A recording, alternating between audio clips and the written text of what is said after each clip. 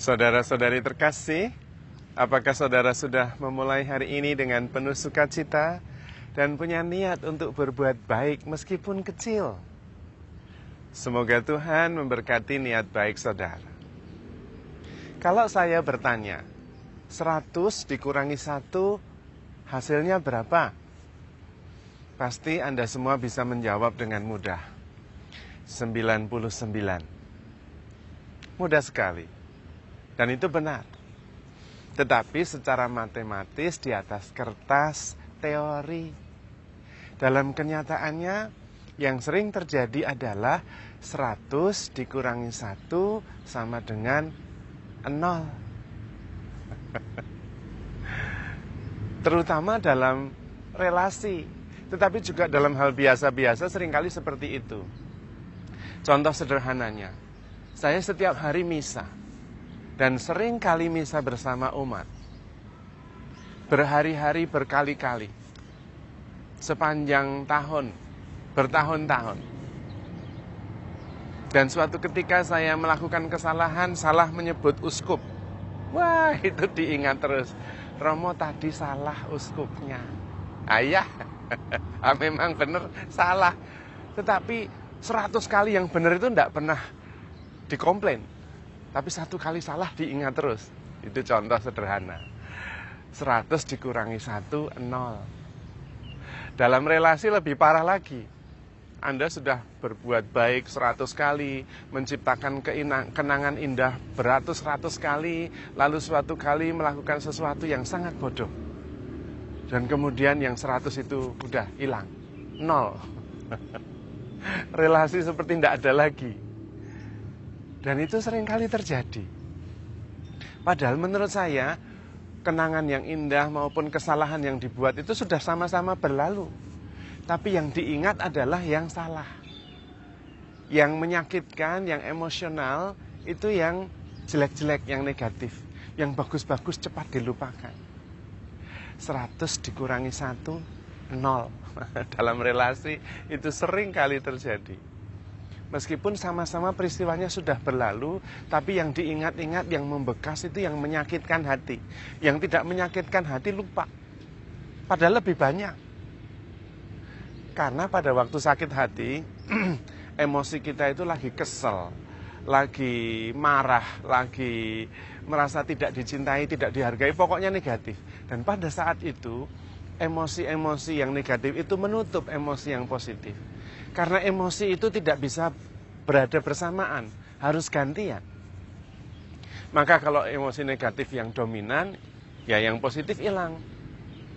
Parahnya adalah ketika kita mengambil keputusan pada saat ketika emosi kita itu negatif, pada saat kita dikuasai oleh emosi yang tidak baik. Padahal emosi yang tidak baik, yang negatif itu bisa berubah menjadi baik. Dan emosi itu memang berubah-ubah cepat sekali. Lah parah sekali kalau kita mengambil keputusan penting bersifat tetap, tetapi berdasarkan emosi yang berubah. Parah sekali. Dan itu sering terjadi dalam relasi. Maka ada nasihat yang mengatakan, pada waktu emosional, jangan mengambil keputusan yang besar. Tenang dulu. Emosi itu bisa berubah. Ambil keputusan besar ketika emosi kita sudah tenang. Batin kita tenang, hati kita jernih, ambil keputusan. Pasti keputusannya baik. Dan kita tidak menyesal. Para ahli konsultan perkawinan seringkali menasihatkan pada pasangan-pasangan yang dalam situasi sulit relasinya. Mereka, para ahli itu biasanya menganjurkan, coba kenang lagi saat-saat Anda berdua itu saling mencintai, saling membutuhkan, siap berkorban untuk apa saja, dan sangat ketakutan kalau berpisah. Ingat kenangan itu, saat-saat itu, dan munculkan semua emosinya. Dan memang ketika emosinya muncul, maka kemudian energi-energi positif juga muncul. Betapa dulu sangat mencintai, bahkan siap berkorban untuk apapun juga. Dan betapa takutnya kehilangan pasangan. Dan ketika emosinya juga muncul bersama kenangan itu, maka emosi-emosi negatif yang lain itu mulai redup. Karena emosi itu dominan, tidak bisa bersamaan, gantian. Nah, itu nasihat-nasihat yang sangat penting dan positif. Karena memang emosi dan pikiran kita itu berbahaya. Kalau kita mengambil keputusan pada saat emosional, kita bisa menyesal seumur hidup. Karena mengambil keputusan yang tetap sifatnya berdasarkan emosi yang berubah-ubah dan tidak tetap. Maka sangat mungkin ketika perasaannya berubah, penyesalan muncul, tapi terlambat. Maka kalau bisa, kita mengingat pada waktu kita SD dulu. 100 dikurangi 1 sama dengan 99. Kalau pasangan, saudara kita, sahabat kita melakukan satu kesalahan, diterima, tetapi disadari bahwa itu memang manusiawi. Masih ada 99 kebenaran dan kenangan indah yang tak terlupakan, yang seharusnya itu menjadi kekuatan dalam kita bereaksi dan mengambil keputusan. Bukan sebaliknya, tidak seimbang kalau sebaliknya. Apalagi kedua-duanya sudah berlalu. Dan kita bisa menentukan masa depan berdasarkan keputusan-keputusan kita sekarang. Maka penting kalau mengambil keputusan tidak berdasarkan emosi, tetapi berdasarkan kasih. Gereja menganjurkan kepada kita semua, in unum caritas. Dalam segala hal, cinta kasih yang dijadikan dasar. Pengambilan keputusan, memilih sesuatu yang penting, bereaksi berdasarkan cinta kasih. In dubium unitas. Pada saat kita ragu, kesatuan yang diutamakan. Itu adalah bimbingan yang bisa menyelamatkan kita dari sebuah keputusan yang membuat kita menyesal pada akhirnya. Motivasi kasih. Dan begitu banyak orang yang menjadi besar karena selalu digerakkan oleh belas kasihan, motivasi kasih. Seperti Tuhan Yesus sendiri. Tuhan mengampuni orang berdosa, mengampuni kita karena mencintai kita. Tuhan Yesus ikhlas menderita di kayu salib karena mencintai kita. Tuhan Yesus ikhlas masuk dalam kematian, mengalahkan kematian dan menghadiahkan kehidupan kekal karena cinta kasih.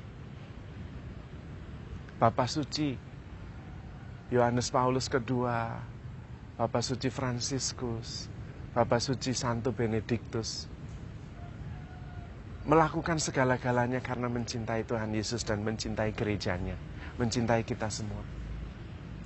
Para martir ikhlas mengorbankan nyawa karena mencintai Kristus dan mencintai gerejanya.